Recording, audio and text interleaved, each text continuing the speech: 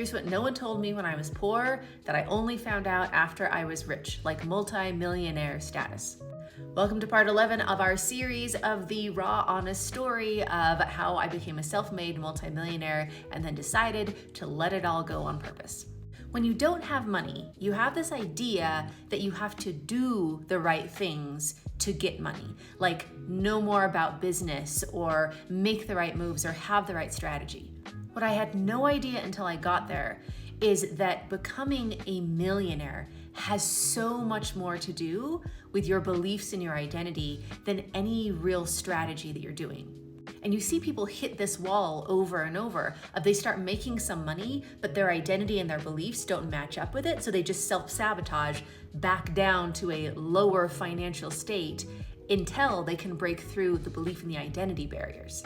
And what I was running into is I realized that I was going to cap out on the number of people that I could help if I felt uncomfortable receiving the money that was traded for the value that I was giving in teaching people these deprogramming neuroscience principles.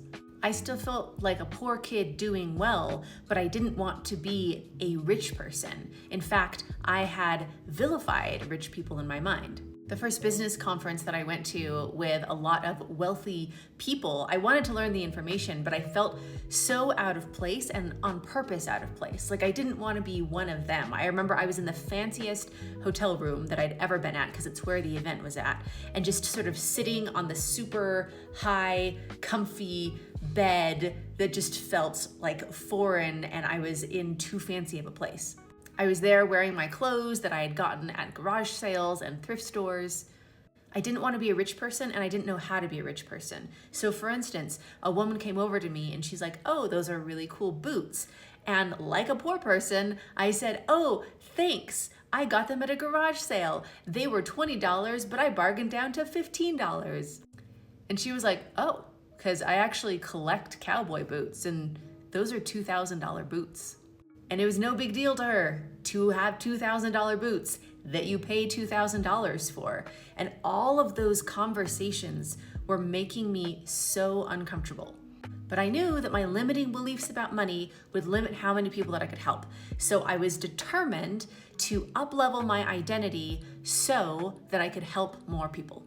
I started with things like trying to spend $100 on myself. It took me like 3 months to be able to do that. At first, most I could do was like buy a nice notebook.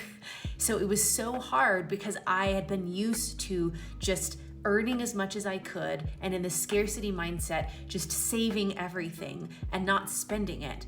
And I had no idea at that point how important the spending was to the earning.